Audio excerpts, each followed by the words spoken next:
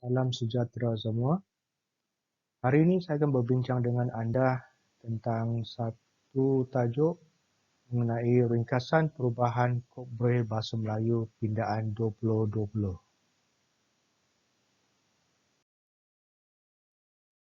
Buku Kod Braille Bahasa Melayu yang pertama telah diterbitkan oleh Dewan Bahasa dan Pustaka pada tahun 1982. Dan setelah 22 tahun, iaitu pada 2004, pindaan telah dilakukan oleh Majlis Kebangsaan bagi Orang Buta Malaysia bersama dengan Jabatan Pendidikan Khas Kementerian Pendidikan Malaysia. Dan setelah 16 tahun, iaitu pada 2020, pindaan seterusnya telah dilakukan iaitu pada tahun ini oleh Majlis Kebangsaan bagi Orang Buta Malaysia bersama dengan Bahagian Pendidikan Khas Kementerian Pendidikan Malaysia. Dan ini merupakan wajah baru buku Kod Braille Bahasa Melayu Pindaan 2020.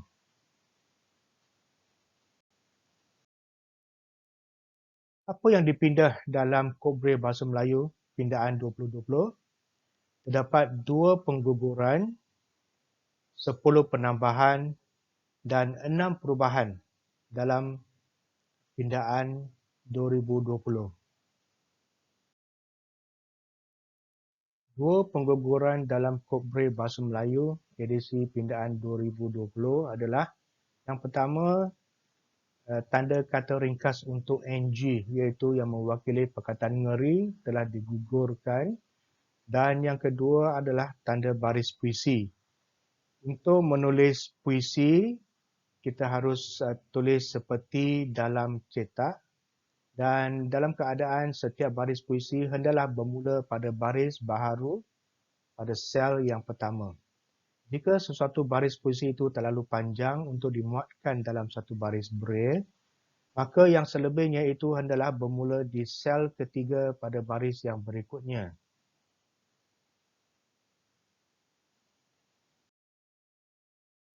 Terdapat 10 penambahan kod dalam Kod Braille Bahasa Melayu Pindaan 2020. Yang pertama adalah tanda kurungan. Terdapat perubahan dalam tanda kurungan. So di sini kita ada 4 jenis tanda kurungan, iaitu tanda kurungan bulat, tanda kurungan persegi, tanda kurungan dakap dan juga tanda kurungan sudut. Dan juga dalam Pindaan 2020, nota penulis pindah telah dimasukkan ke dalam kod yang baru.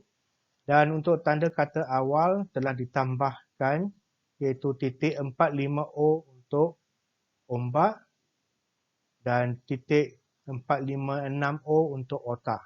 Dan untuk contoh di sini untuk menulis perkataan rombak, kita boleh tulis R dan diikuti dengan titik 45O untuk rombak. Dan untuk perkataan kotak itu K diikuti dengan 456O untuk kotak. Dan penambahan seterusnya adalah kependekan perkataan. Di sini telah ditambahkan 3 perkataan iaitu jawatan kuasa, dan kependekan ataupun singkatannya adalah JKS. Perkataan yang kedua adalah organisasi iaitu ORG dan tanggungjawab TJB. Perubahan ataupun penambahan kod yang kelima adalah dalam mata wang iaitu untuk ringgit Malaysia. Kita gunakan titik 4 dan RM untuk mewakili tanda RM. Contoh di sini RM RM6.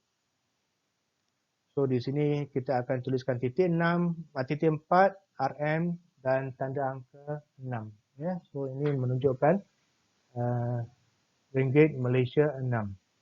Dan yang keenam adalah tanda font. Di sini telah ditambahkan tanda italic, ya, yang ni kita kekalkan iaitu 46. Bold adalah 45 dan untuk underline 456. Dan juga telah ditambahkan untuk simbol. sekiranya satu huruf ataupun satu simbol sahaja, maka kod dia adalah .12. Dan sekiranya keseluruhan perkataan yang telah di italic ataupun bold ataupun di underline, maka tanda untuk perkataan adalah .2. Dan sekiranya ada perkataan lebih daripada 3 perkataan, so kita akan gunakan tanda untuk petikan iaitu .2356 ataupun lower G, dan mesti diikuti dengan tanda penamat pada hujung perkataan tersebut. Kita lihat contoh. Dalam contoh ini, untuk perkataan proton, P sahaja diitalikan. So untuk tanda italic ialah 46, dan untuk huruf ataupun simbol, titik dia adalah 23.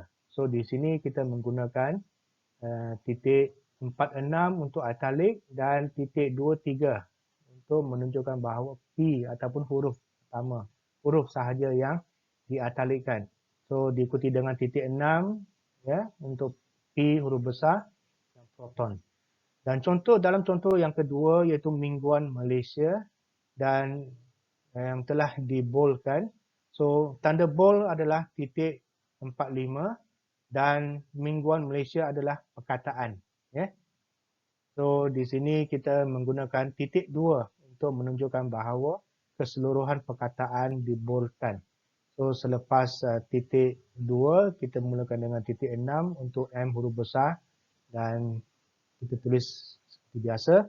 Dan sebelum kita menulis Malaysia, sebab perkataan Malaysia juga diboldkan, so kita guna sekali lagi iaitu tanda bold 45 dan diikuti dengan titik 2 sebab dia adalah perkataan, dan titik 6 untuk M, ya, Malaysia. Dan contoh yang ketiga, di sini kita dapat lihat bahawa perkataan yang telah digariskan. Dan di sini terdapat 4 perkataan. So bagi 3 ataupun lebih daripada 3 perkataan yang diitalickan, diboldkan ataupun digariskan, maka kita akan gunakan tanda petikan. So dalam contoh ini, untuk underline, kod dia adalah titik 456 dan tanda petikan iaitu G bawah, dan kita mulakan dengan titik 6 ya untuk perkataan university, dan kita tulis seperti biasa dengan tanda huruf besar, dan di akhir perkataan Idris ya, so kita akan tuliskan semula sekali lagi tanda garisan ataupun tanda underline iaitu titik 456 dan diikuti dengan tanda penamat untuk underline iaitu titik 3 ya. So titik 3 ini akan digunakan untuk petikan. So sekiranya petikan itu diboldkan, maka kita akan gunakan titik 45 lah ya untuk kod bold ya ataupun tanda bold. Okey.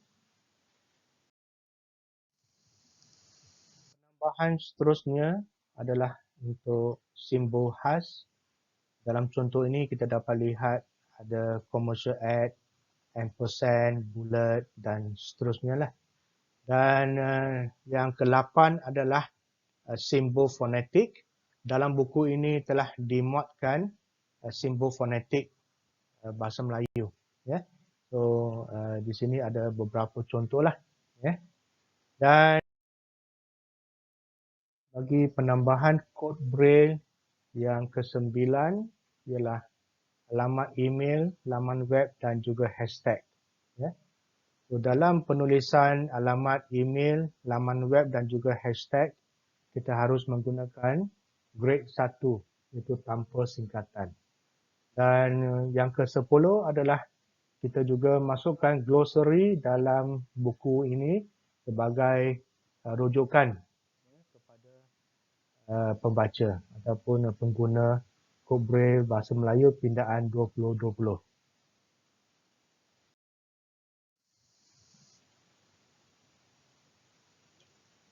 Dapat 6 perubahan dalam Kod Braille Bahasa Melayu Pindaan 2020. Perubahan yang pertama adalah singkatan D ataupun DI.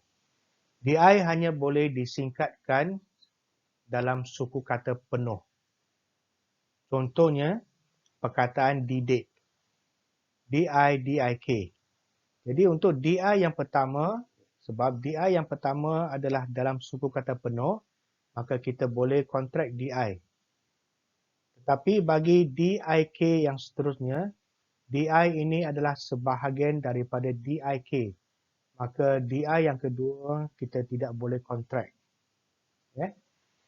Dan perubahan yang kedua adalah garis pemisah. Garis pemisah ditandakan dengan titik 6 dan 36. Manakala bagi garis pemisah berganda pula adalah titik 5, titik 6 dan 36.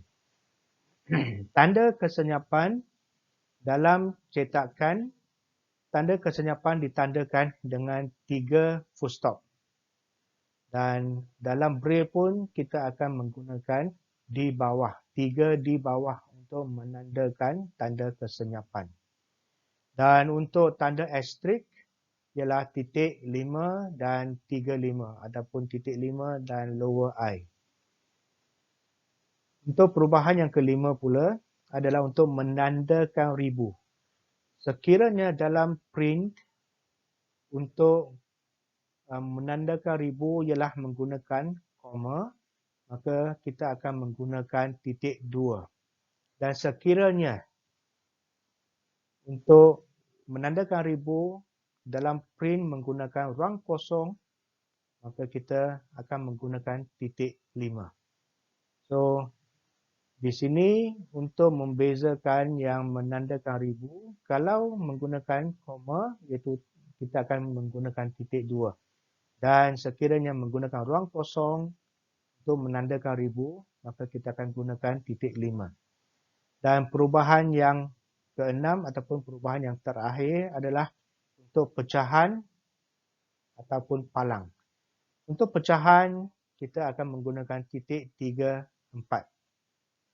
Dan untuk palang pula, kita akan menggunakan titik 3, 4, 5, 6 dan 3, 4. Ya. So, yang ini merupakan perubahan-perubahan yang terdapat dalam Kod Braille Bahasa Melayu Pindaan 2020.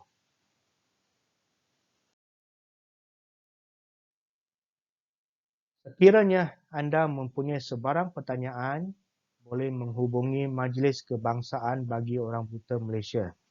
Dan sekiranya anda berminat untuk membeli buku Kod Braille Bahasa Melayu edisi Pindaan 2020 ini, juga boleh menghubungi Majlis Kebangsaan bagi Orang Buta Malaysia. Di sini saya sertakan nombor telefon dan juga email mereka untuk dihubungi. Sekian, terima kasih.